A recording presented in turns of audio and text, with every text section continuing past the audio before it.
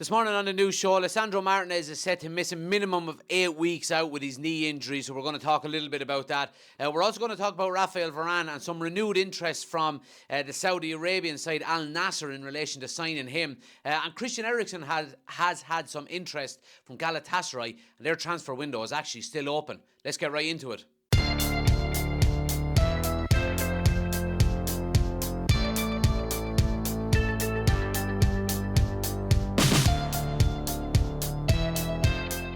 So let's start, obviously, with the main talking point, and it's Lisandro Martinez. We know he went off injured with a knee injury on the weekend, and there was a big concern around him. Now, first and foremost, it's not as serious as it potentially could have been. There was potentially talks of him, I suppose worst case scenario would have been an ACL, and you're talking 12 months, whatever it may be. But it looks like it's not as bad. So reports were coming out suggesting that he has sustained an injury to his medial collateral ligament in his knee and is expected to be out of action for at least 8 weeks.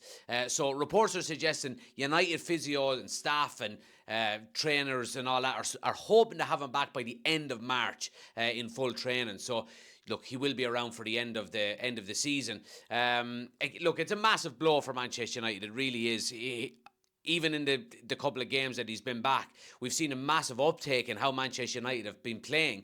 I think he automatically allows us to play 5-10 yards up the field, and he's going to be a huge loss again. I've been hearing some absolute nonsense over the last couple of days since he's got the injury that he can't be relied on. He's too injury prone, and the injuries that he's gotten, the first one with his foot. Okay, I don't think anybody could help that have happening. It was just a freak injury. Nobody was near him. He just pulled up automatically with it. I think then when he did come back, I think he tried to come back too soon. And obviously there was a reoccurrence of that injury. And this one is just a complete freak of an injury.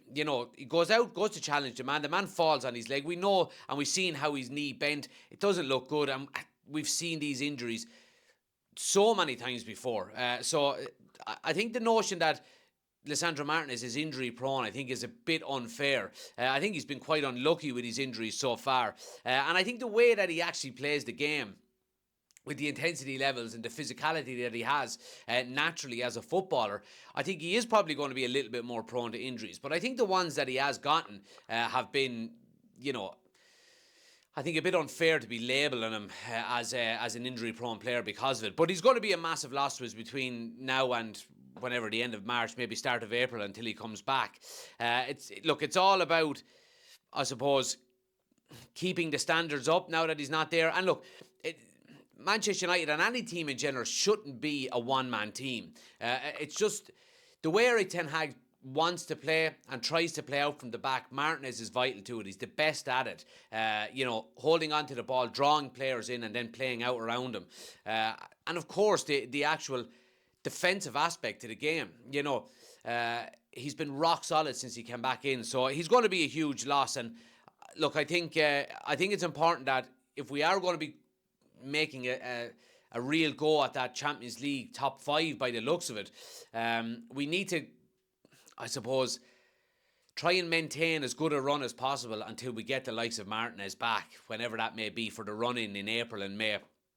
But it does look like we'll have him for the final minimum 6 weeks of the season, which is also good.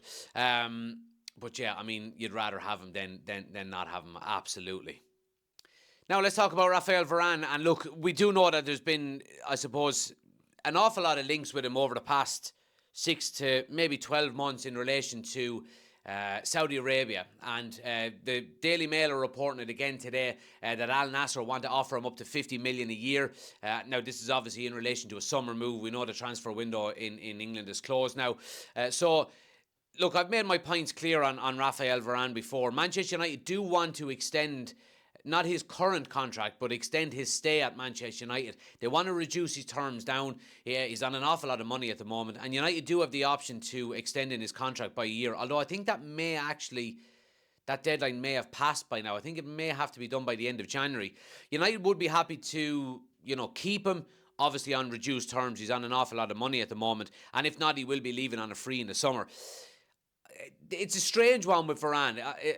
I'm not really too sure how reluctant he is to leave or stay, it is quite clear that Manchester United will be going into the transfer window in the summer looking at least one centre-back, depending on how many leave. I mean, I've said it before, if Varane stays, I still do think he should be maybe staying as a squad player, a rotation player.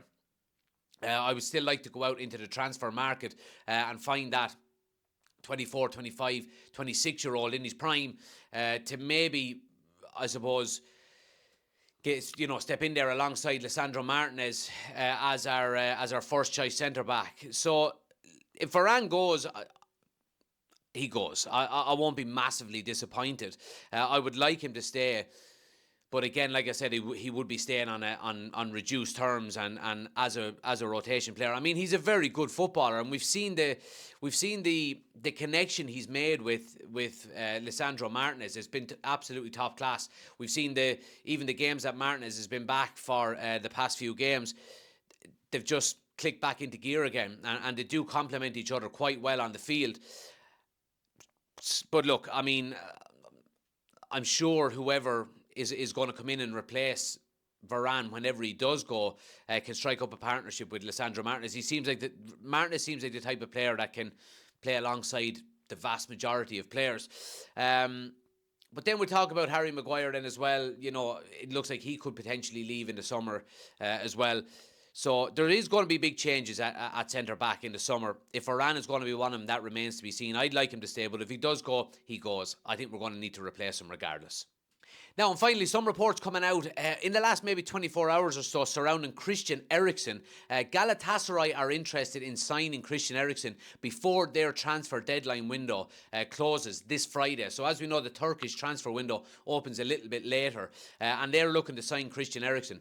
Now, look, my thoughts on this, I mean, Christian Eriksen is going to be probably a bit part player between now and the end of the season. It's quite clear. I think that midfield three, barring any injuries, is going to be Casemiro, Menu and Bruno Fernandes. Selling Christian Eriksen to Galatasaray now, I don't think makes any sense to Manchester United. I don't think we should.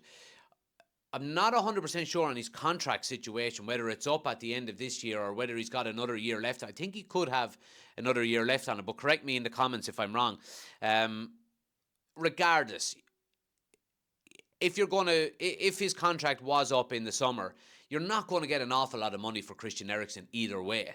I know we did sign him on a free, but I don't think it makes any sense selling a player to these leagues that have an extended transfer window when we our transfer window is closed and we can't replace these players.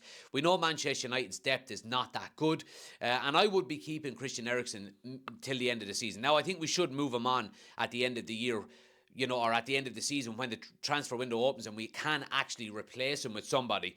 But for now, I don't think it makes any sense for United to actually let go of a player who can play some games between now and the end of the season and is one of them players that has got a bit of quality, it has to be said. We know, he hasn't got pace, he hasn't got physicality to play in midfield anymore, but he can do a job for you. You can rotate him in and out. You could bring him on with 20 minutes to go to rest some players.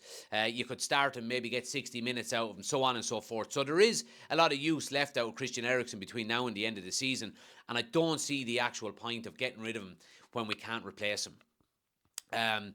But yeah, let me know what you think in the comment section below, guys, on all these talking points. Some interesting points there, especially around Christian Eriksen. Yeah, and Varane as well. We know about Varane. He's probably going to leave in the summer as well. But let me know what you think in the comment section below. Please smash a like on the video as well. Hit subscribe if you're new. I'll be back at 8 o'clock tonight for the news show as always. But until then, take it easy.